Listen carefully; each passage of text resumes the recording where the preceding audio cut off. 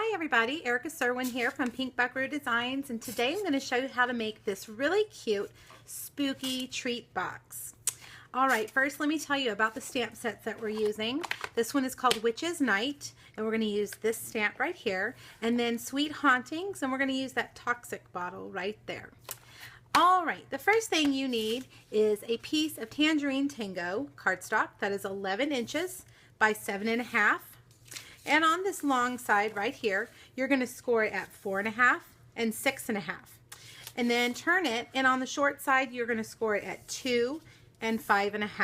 Don't worry, all of this is on my blog, and I will have it printed or typed there for you, so you'll have it exactly. All right, so the first thing that I'm going to do before I cut, I want to decorate the front. And I got one of these new masks that's the Happy Patterns decorative masks, and this is the one that I used. Now I only really need to do this part right here. You could do all of it if you want, but it would take a little bit longer. So I'm going to use Tangerine Tango ink and a sponge dauber, and I'm just going to quickly go through here and fill in all these spots. Make sure you hold on to your mask because they will slip. You could use some repositional tape. Post-it makes a great repositional tape, or even Post-it notes to help secure that in place. But I have found that if I make sure to hold it pretty sturdy, it does pretty good. All right, another way to do this is to use a spritzer with the mask. All right, perfect. So now we need to put it together. Before we do anything, we want to make sure we get these fold lines burnished. I want to get them all folded in the direction in which we want them to go. So fold all those in, and then you're going to take your scissors and you're going to cut up to the horizontal score lines on both sides. So just go right up to that line that you made. All right, so I'm going to start by putting some adhesive here on my short tab, and I want to make sure that the front, I want to make sure that these flaps on the front fold to the back, and I'll show you why in a second. So I'm going to pull the ones in the back up first, and I'm going to, well, I put that on the wrong side. Whichever side you put your adhesive on for these, it doesn't matter. Put one on the inside and one on the outside. So I'm going to fold that back side up and put those tabs like that. So this is what we have.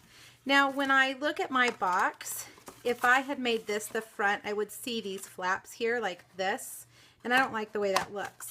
So I wanted to make sure that these went to the back. So whatever you do, just make sure that these flaps on the front are going to be the last thing that you adhere to the back. All right, so that's the main construction. Very, very easy. Now I did make a belly band for this, and I cut a piece of a 2 by 12 piece of Sweet Hauntings DSP, and I'm just going to put it on here, and no scoring really needed. I'm just going to line it up and kind of just wrap it around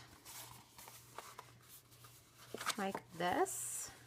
Make sure I've got enough adhesive here on the end, and fold it over. You can kind of crease them once you have it in place. All right, so now let's do the stamping.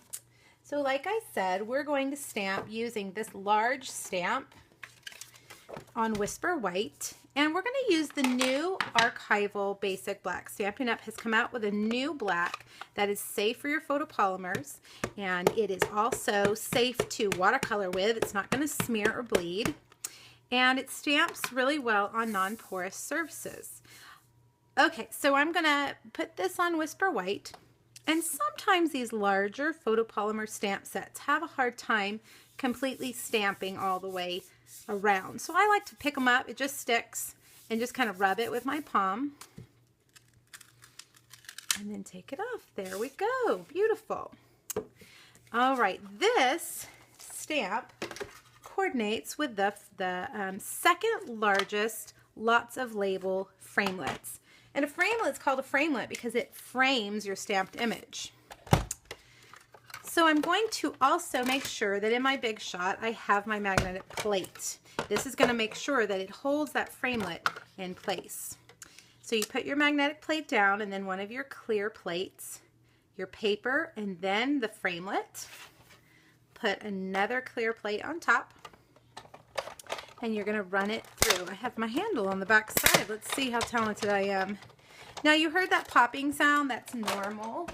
Don't worry. Some people get concerned when they hear that, but that's normal creaking of your Big Shot. So there we have that. Perfect. Okay, now let's do the other image, which is the little toxic bottle. I think these are so cute. And I'm going to use Cucumber Crush and a blender pen to color this in. Now I'm going to make sure, run it on the side to make sure all the color is out from the last time I used my blender pen. I squeezed my ink pad so that the ink is on the lid, and I'm just going to color this in. And I'm going to make one side darker than the other side. This will kind of give you some dimension and show you, you know, like the light is shining from the side that is lighter. And this is a real quick way to color. You could use an aqua painter if you wanted. I feel like I have better control on smaller images when I use my blender pen. Looks like I went a little bit too dark, but that'll work. All right. Now, you're going to need your good old-fashioned paper snips or scissors to cut this out. There's no matching framelit or punch. We have to go old school, like we used to. Now I recommend cutting a bunch of the paper away, and I highly recommend the Stampin' Up! Paper snips. They are small and they really help you get into those intricate places. I know you might think scissors are scissors, but truly they are not. Not all scissors are created equally. And if I had tried to cut this out with bigger, larger, or even dull scissors, it would not be as easy. And you see how I turn the paper when I cut? I don't turn my scissors, I just turn the paper. All right, now let's see. Let's put this on this side of him. What do you think? Let's get our little box. I need to get one of my spider web doilies. Aren't these fun? You don't have to cut them out. They come in a package already cut out. Love that. It makes life easy, right? 24 come in a package. All right, little fast fuse on the back. And I'm going to attach the spider web on the side. Now I pop everything up, so I just can't help myself. I have to add dimensionals to everything. Stampin' Up! Dimensionals are the best.